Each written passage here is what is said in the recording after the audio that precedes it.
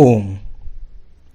Today we're going to do the next paragraph on the real nature of man, the chapter that I was dealing with from the Jnana Yoga series of Swami Vivekananda. Before we go to the next para, I would like to have a quick recap on the previous podcast that we had. This is just to get us an idea of the narrative that Swami Vivekananda is building.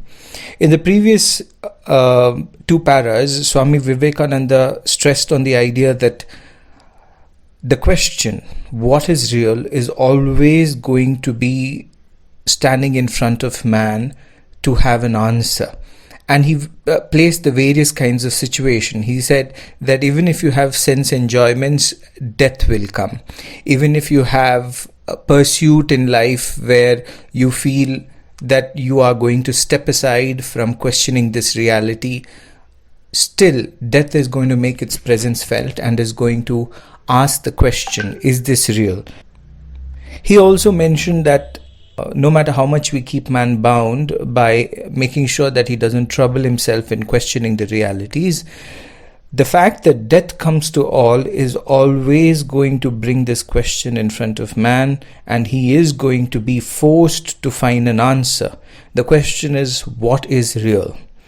And he says that all our pursuits that we may have in life, this question of what is real, when I have been believing that the sense world, the world that I have given so much reality to, just vanishes in the moment, what happens to my reality?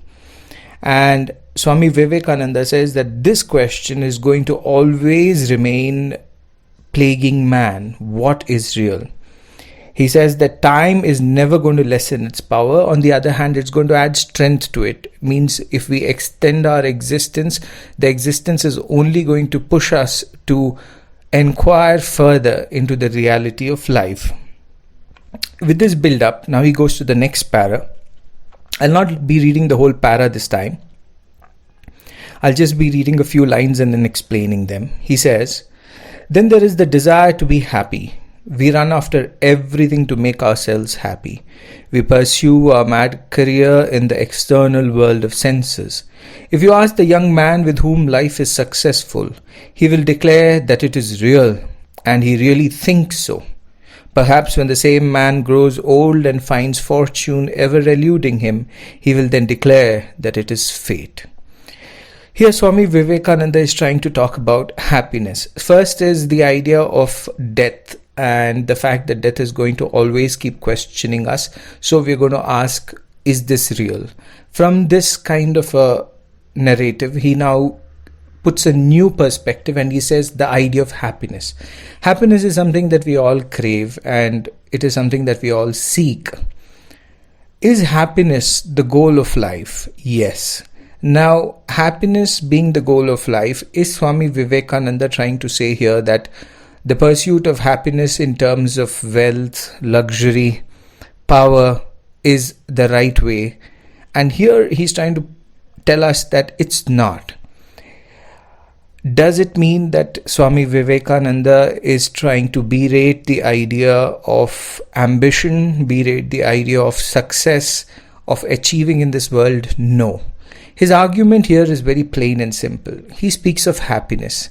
And he asks us to inquire, does attaining all these things, will attaining all these things bring us happiness? And the answer is no. But he says when we are young and when we are ambitious and we have our egoic pursuits of becoming so and so, and the fact that we are not attaining it pushes us to attain it, we will feel that this is the measure of happiness, attainment of certain positions in society, certain luxuries, fulfillment of certain desires. He says that a young man will feel this way and he will declare that it is real. Successful life is the reality and happiness lies there. And then a man would actually think so. But then he says, perhaps when the same man grows old and finds fortune ever eluding him, he will then declare that it is fate. He is saying that it's not really that measure. Measure keeps changing. So an old man will have great ambitions when he's young, and he will even have money with him. But as we grow older and older, we feel that money isn't a priority when health isn't there. And the positions that we hold is something that people do not care anymore. They give us a good retirement, they ask us to pursue something else in the next level of life. So, what we thought of happiness kept on changing its posts, and we went on chasing them. And then we actually feel that yes, we may go on chasing the things that people tell us is the indicator of happiness, but are we really happy? Swami Vivekananda, again I stress, is trying to tell here that ambition is different from the indicator of happiness. Yes, not fulfilling ambition may make us feel unhappy, but fulfilling them is only going to make us feel satisfied and content. But happiness is a measure that cannot be gained by things in this world like luxuries, wealth, enjoyment. Happiness is a state of mind, and that can only be had when we have clarity in life, when we have answers in life, when we have made contentment with what our mind is, what our body is. Before that, pursuing things in the world and thinking worldly conditions are going to fulfill it is an error. This is what he's actually trying to say. So I'll not speak more about this. I'll continue what Swami Vivekananda says. He says, perhaps when the same man grows old and finds fortune ever eluding him, he will then declare that it is fate. He finds at last that his desires cannot be fulfilled. What he means is that yes, you pursue a desire, you will succeed in attaining it. But what he specifically means is, why did we pursue that desire? Because we had happiness at the background. But happiness will never be attained by fulfilling desires. That is the point. Happiness is only to be attained by abiding in our own being. Now he continues, wherever he goes, there is an adamantine wall beyond which he cannot pass.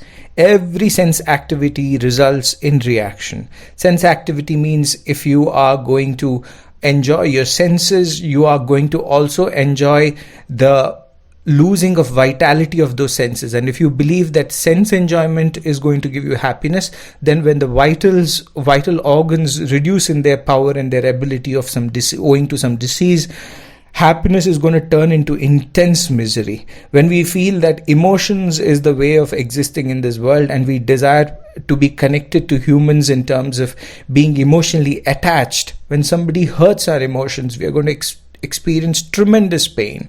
When we feel attaining certain positions in society is going to be the indicator of our happiness, we are going to see that people are going to ask us to step aside from those kind of positions that we have attained. At that time, there will be a heartbreak. So what joy or pleasure that we keep searching for is always going to elude us. It's going to pass away. That is why he says sense activity results in a reaction. You feel that your sense existence is giving you happiness. There will come a time when the sense existence will give way, and then you will realize that you're unhappy. He says everything is evanescent. Evanescence means it changes its nature. It cannot be eternally good. It turns into bad. Anything that is bad cannot be eternally bad. It changes into good. Next he says enjoyment, misery, luxury, wealth, power and poverty, even life itself are all evanescent. I guess it's pretty clear with the kind of point he's trying to make here. With this we end the podcast for the third paragraph from the lectures. In the next podcast we will be talking about the next step that man will take. The next step that man will take after he realizes that death is inevitable and it is going to keep asking him the question, what is real? And the idea of happiness he thinks is going to be fulfilled by fulfilling the desires in this world, desires like career, like luxury, wealth, and all those kinds of things that brings him happiness. When he realizes that all this is not going to bring him happiness, that it is evanescent, what is the next step that he is going to take? It will be discussed in the next podcast. There are two ways Swami Vivekananda says. One is nihilism, the other is religion, and he will elaborate on these 2 points. So till the next podcast, thank you for listening. Thank you.